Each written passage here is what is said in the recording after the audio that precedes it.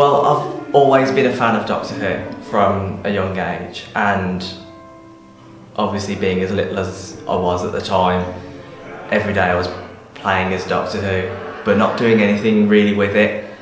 And then I saw that it was something that other people were doing, and when asking my friends at the time whether they wanted to join me in a project, no one was really too interested. We were getting older, other priorities. But then I was involved in another fan series cast, and I knew that it would be possible then for me to branch off and create my own, and that's how this series has come to be. I thought they were really provoking and really thoughtful, and you'd detailed. I didn't know much about Doctor Who fan series films, no, but I did think, wow, that's really different. And I did remember thinking, or remember saying to you, wouldn't it be cool if you could use CPM as a location and get us involved? And I think our journey kind of started there. Fortunately, one of the episodes was noticed by the centre, and I was invited to do a scene with the service users that attend. I'm really pleased that not only have you been able to use the centre in one episode, that you've taken it that extra step further, and this particular production has really, you've tried to include anybody that wanted to be a part of it, that said they were interested, and you've said, yeah, I'll find something, I'll get you involved, I'll write the script and I'll adapt it. I think personally it's just more down to the sense of treating them as humans. That's all we are. At the end of the day, we're all the same, we're all equal. It's just giving them the equal rights to see what they can do and try and test their limits. So if we can get a service user doing a scene that an able-bodied person wouldn't be able to do, we can do that, and it's all about trying to believe everyone is equal, and everyone is. When I was asked by Vicky to change her into a cyber person, of course I said yes straight away, not really thinking about, actually this is going to take some work. So I went home, researched some characters, and one character that stood out was John Lumick, who is a character who's very physically disabled, and he was the creator of the Cybermen. And in the end, he becomes converted. And I thought, it's actually quite similar to what we could do with Vicky, because when he was converted, he had this kind of royal throne that he was sitting in, and I thought maybe we could do the same with Vicky. So not sort of hide the fact that she is disabled, but include it in some way into the story. We created sort of like a machine that this Cyberman is driving, and the idea is that it's this machine that can control the Cybermen from the table, because I thought that that's what Vicky uses anyway. She has a table that she uses to control her movements. 2 cyber units down. Deploy 2 more units. I just hope that with this design that Vicky can look at the character that we've sort of been inspired from and say to herself that she can be similar to people that we see in media every day. So here we have Vicky, who played the cyber controller in the film The New Pandemic, in the Doctor Who episode. So tell me, did you enjoy working on the project? You did? So what did you enjoy about it? Was it because it was fun? Did you like playing the character? It was fun. So did you like the character that you played? Yeah. Have you seen Doctor Who before? You have? You have. Did you see anything with Cybermen in it before? No. So was this new to you? Yeah. Vicky has involuntary movements, which for anyone wearing the Cyberman costume wouldn't be a problem. They can wear the suit, they can wear the helmet and take direction. But with Vicky, it's quite complex.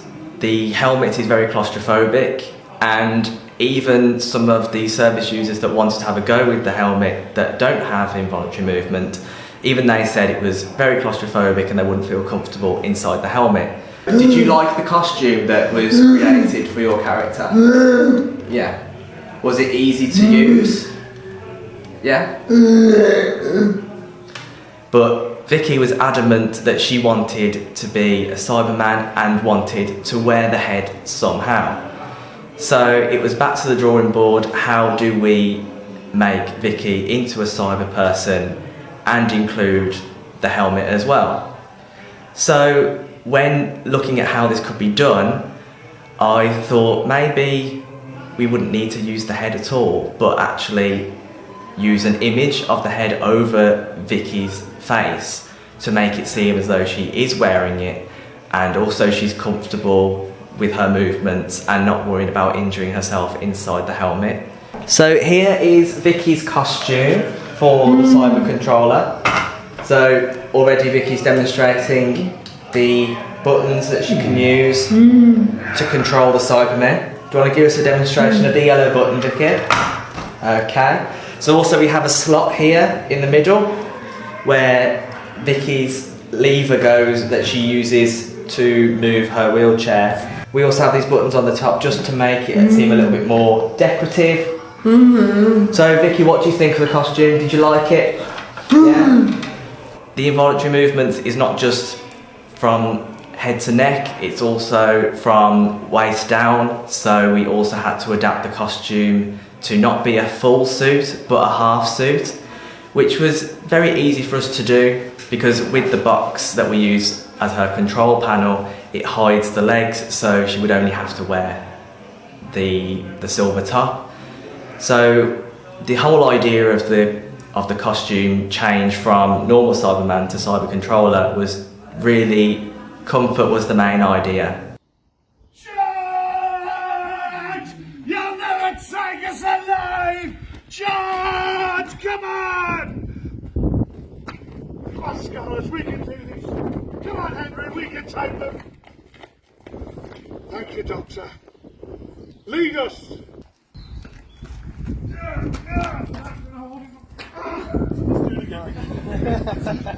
Cyberman! Get it! Die, Cyberman!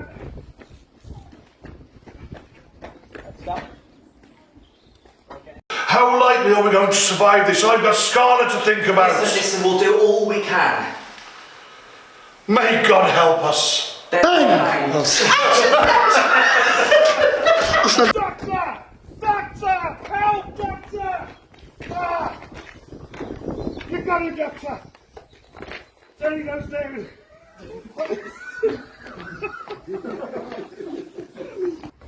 Doctor! Doctor! Help, Doctor!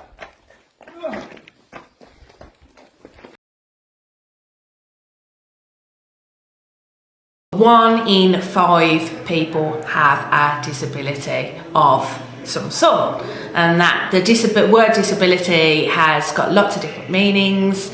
There are people with physical, mental health, depression, learning disabilities, and that doesn't even cover all of it either. There's a lot of mobility impairments, people who might have sensory, eyesight, hearing, and more.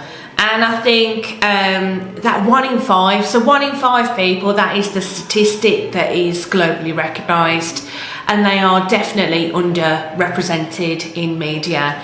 You don't, anything that you switch on the TV now, it's started to get better. You are starting to see disability in mainstream media, but it's still tokenism, and it's still very much, you might occasionally see somebody hosting something. This is me. I am George. My eyes are sparkly, just like my mum. And just like my dad, I'm determined and brave. It's not enough, and there's still a lot more work that needs to be done.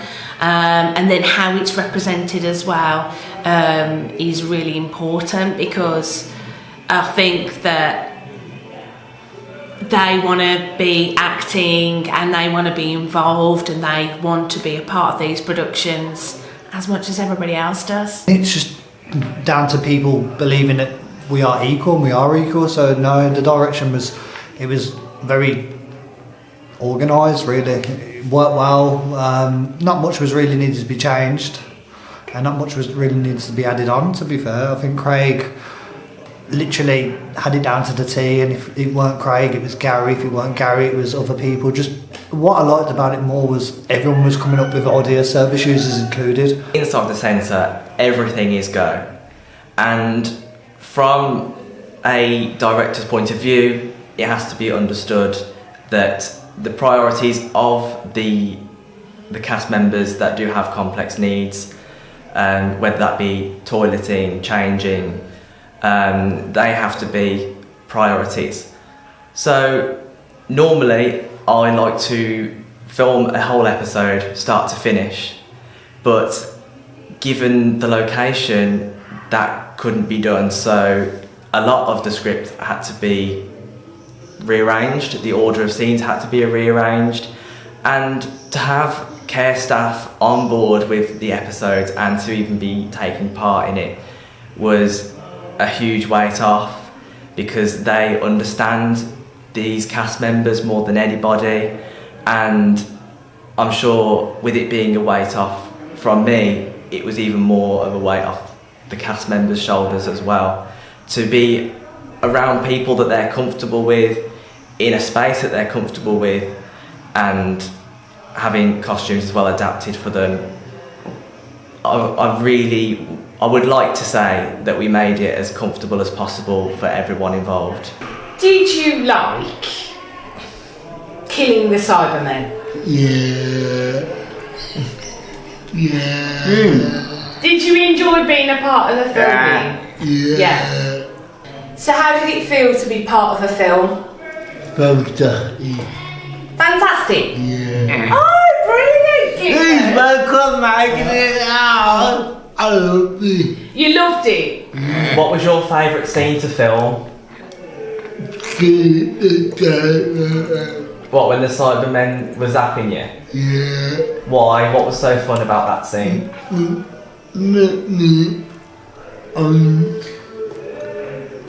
Because of your very dramatic death. Yeah. I think it's important because it's still fresh. Doctor Who, they like to take, if they're doing a historical episode, they like to take things further into the past. Whereas I wanted to focus on something that's still fresh in people's minds, but still a huge event that happened. And casting Brendan as the unfortunate character that essentially takes his own life just to cope with the effects of lockdown. And I was unsure to begin with. He was the first person that I cast that you could say has a disability, and I was unsure about it at first.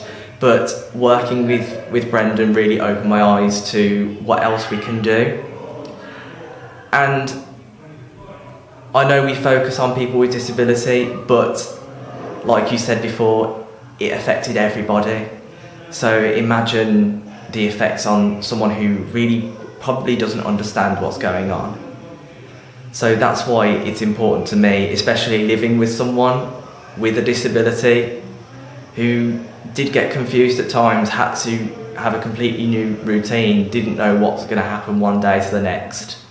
And I kind of want this episode to be a reminder, because it will still stay on YouTube forever, and I do want it to be a reminder that this is a real event. It's not a Doctor Who story, it's not fiction, it wasn't made up for the purpose of this episode, it's something that really happened. So throughout the pandemic, we as a centre, as did many other day services and care places, we closed. So that meant that we weren't able to deliver this hands-on approach service with the people that we work with who have complex needs. We tried to think of innovative ways at the time as to how we could continue to support the people that we support who are vulnerable out there in the community. Some live on their own, some have limited care outside of what we deliver. So we ended up going online and being creative on Zoom. We were working on Messenger, we were working in the new digital way to try and keep people connected.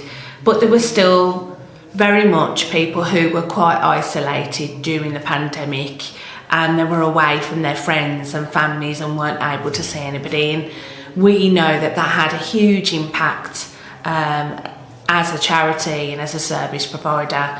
And we went through a really challenging time with people because we felt it, and we were speaking to people and we knew all the issues that they were currently facing, and we tried to help as best as we could. So for me, this particular series around the pandemic and the lockdown, and it just exposes, I think, exposes the fact that it was a really challenging time, and that was really that affected the people, it affected our staff, it affected our community, it affected carers, and I think that's why it's important. Well, what was I? When we was told, Gary told us we was shutting down for some time for the lockdown, and we was all shocked because we didn't expect this to happen, and it was very difficult because we like coming here because we got all our friends here. Gary and I, we only live next door, and we can come straight round. But the ones on transport, they've got to come a long way. And I thought, lockdown. If the centre's locked down, they wouldn't be able to get out, would they? No. There you are. To begin with, I felt as though I was serving a sentence for a crime I hadn't even committed, being indoors all the time. So coming here, it's a break. And did I like being indoors all the time? It affected me in a different way. I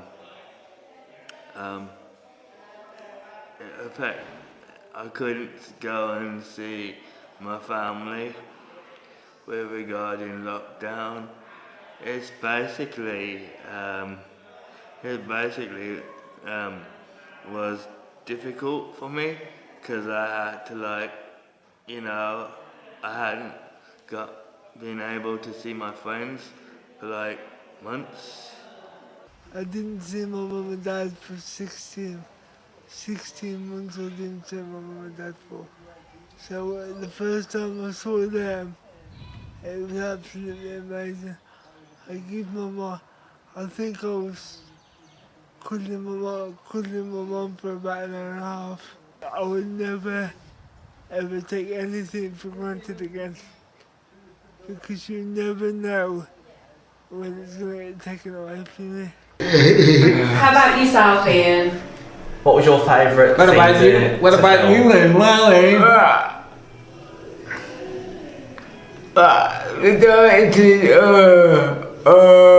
Your favourite part was directing? So, did you prefer being in front of the camera, being filmed in a scene, or did you prefer being behind the camera directing? Both. So what is it about each thing that you prefer? So start with being in front of the camera. What was your favourite thing about performing? Something new. Something new? Have you ever done anything like that before? No. No. So what was your favourite thing about being behind the camera and directing the scenes?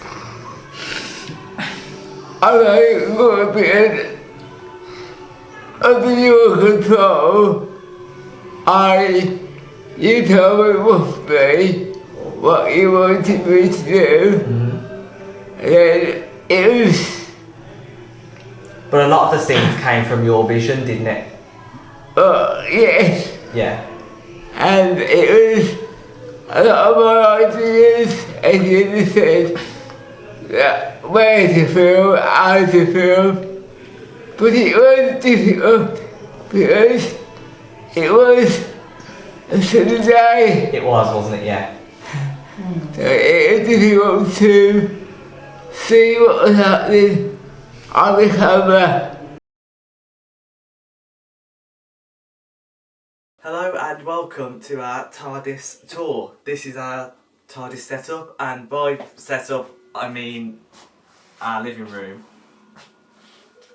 So what we're going to do is we're going to go across all the different panels and explain what each of them do and why in certain scenes you can see me using the different things on the console. So starting off over here, this is the navigation console panel that I like to call it.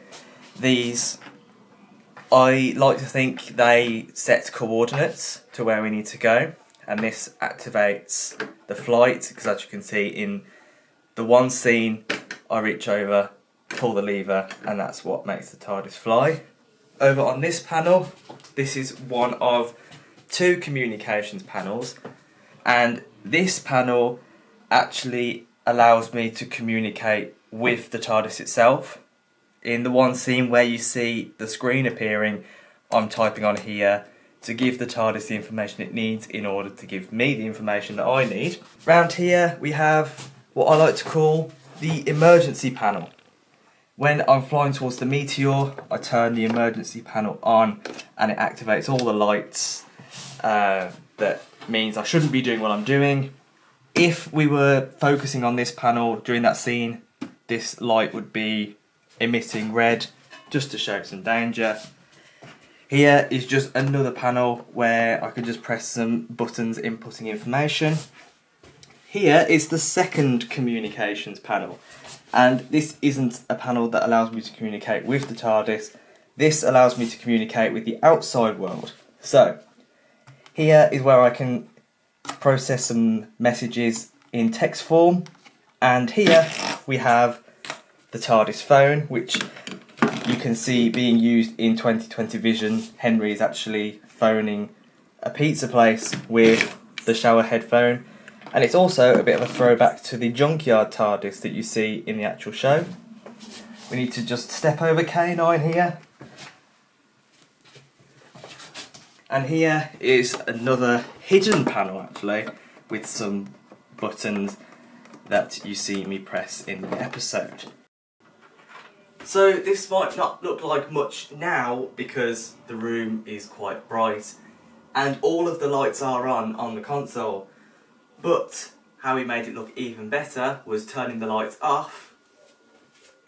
This is what it looks like in the dark, and we don't even have the stage lights on with the different colours. And even this I think looks really good, just the console lights on its own. And yes, it makes it look so much more alive when all the lights in the room are off.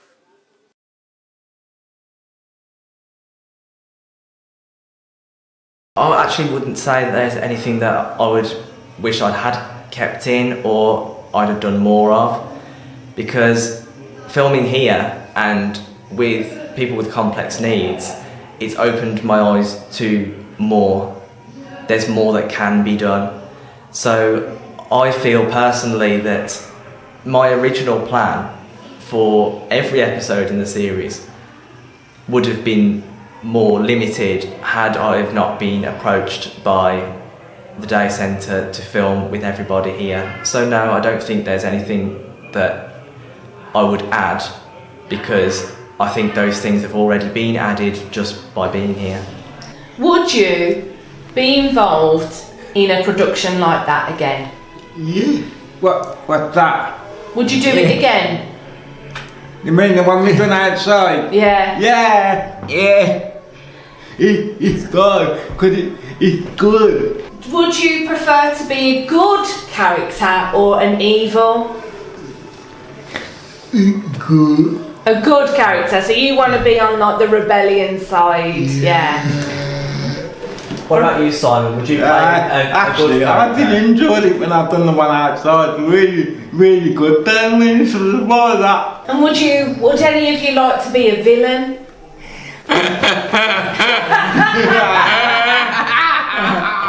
Okay. Yeah, you'd like to be an evil villain in the next one then, Ian? I'm sure that could be written in. Of course. Definitely. Are you looking forward to the premiere? Yeah.